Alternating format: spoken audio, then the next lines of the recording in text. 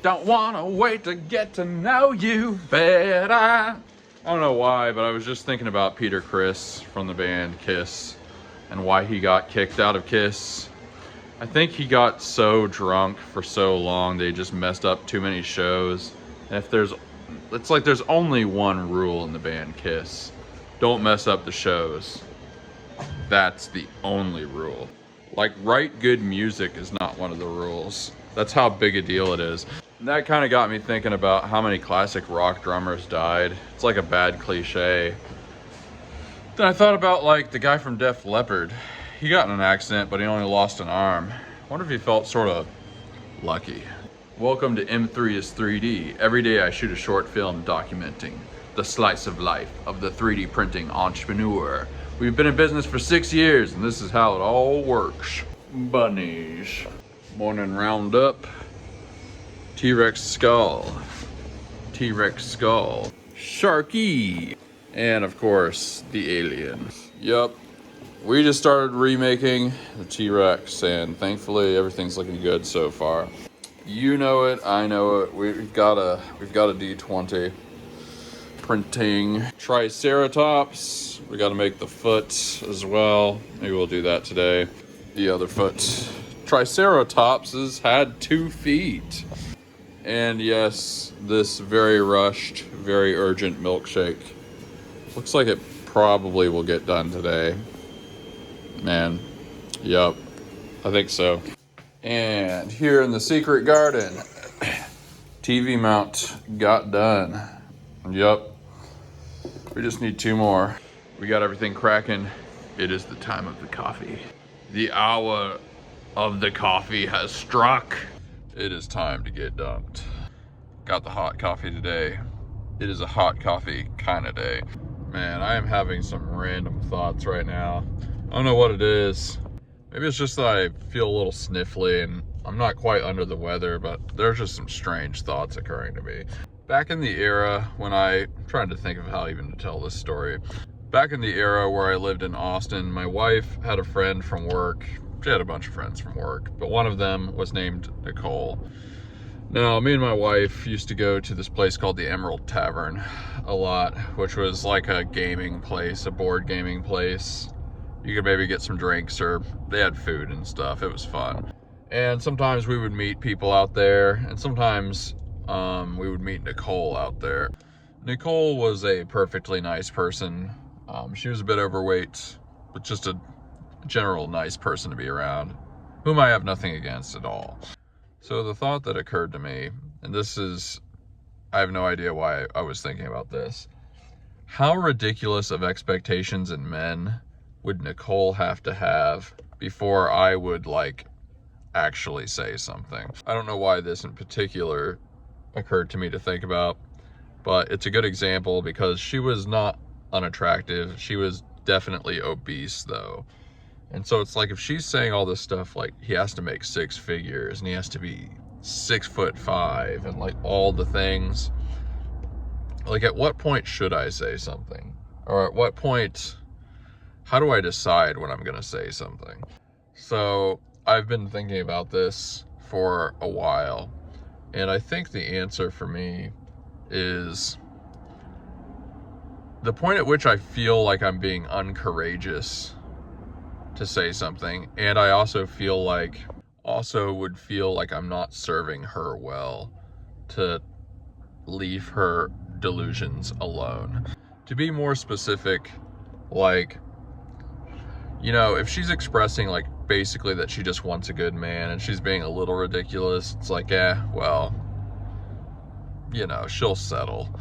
But if it feels like she's being so delusional that she would actually turn down a decent man who would be interested in her, who would be on her level or whatever, the point at which I feel like that's happening, and I'm also feeling like I'm being not courageous, I'm being a coward.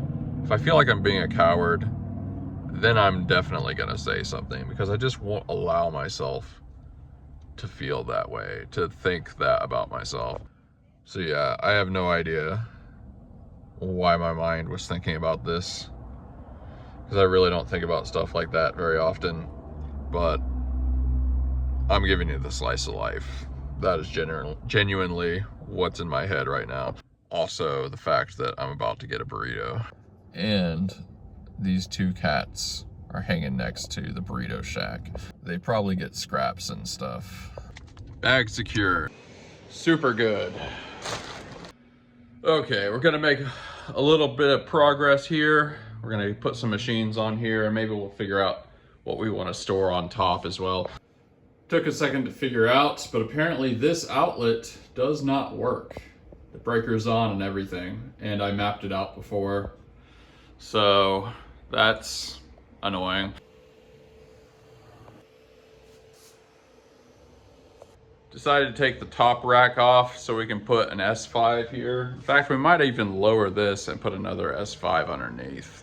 Be nice to have a little two-tier action going on. So I think we're gonna move this rack over here, which I measured, there's enough room. I just have some old computer stuff. Some of this is gonna get thrown away and maybe I'll find a different place for some of it.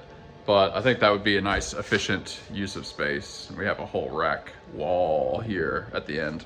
In case you're wondering what this big case was, this indeed was my Beast bass. I had it in another room. I recorded all the bass parts on my first 3 or 4 albums with this thing.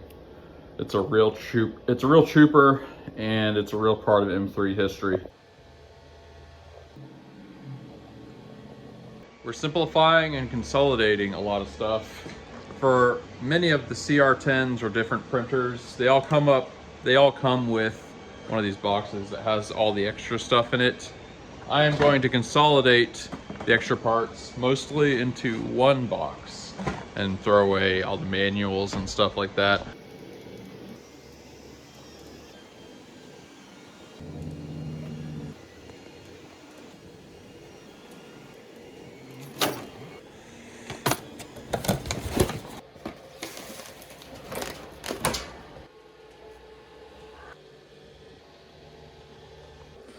We'll fill up this rack as we go along. I think it's going to be for supplies, odds and ends, and that kind of thing.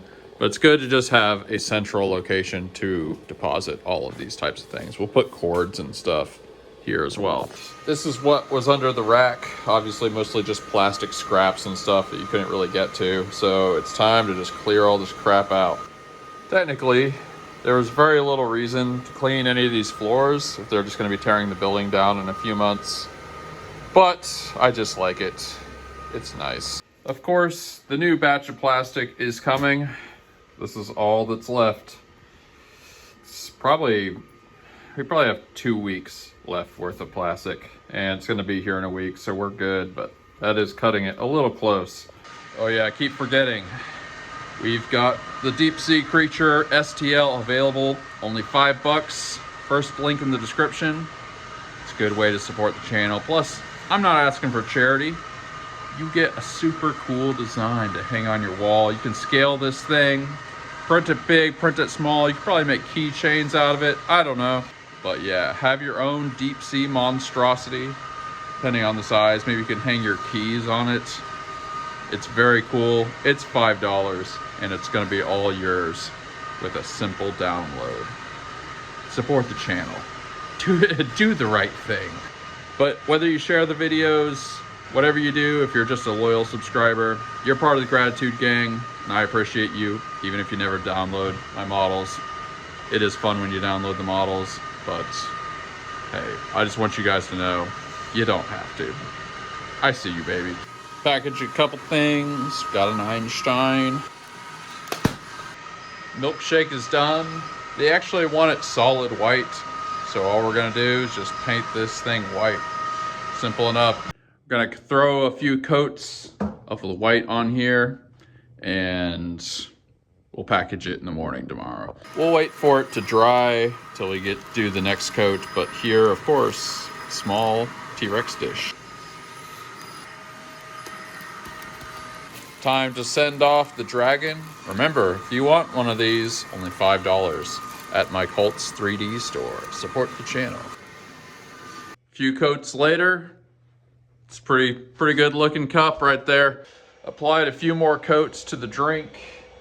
We got stuff rolling here. It's nice to be actually making some real progress, but that's about it for today. Time to close.